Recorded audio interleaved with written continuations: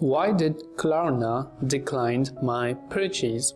Now, if you were purchasing something on Klarna and it couldn't process the payment for some reason, and it says that the payment has been failed, purchase failed, or it declined your particular request.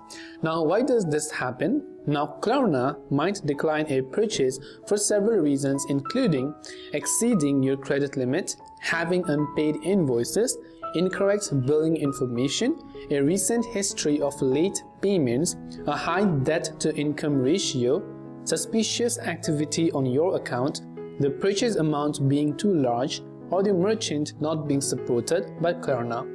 Essentially, if Klarna assesses your financial situation as too risky at that time, then also they may decline that particular transaction.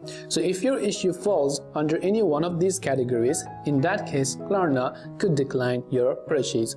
I hope the video have helped you answer your question. If you have got any further questions, feel free to leave them down below. Thanks for watching till the very end of this tutorial, and see you soon as always in the next video.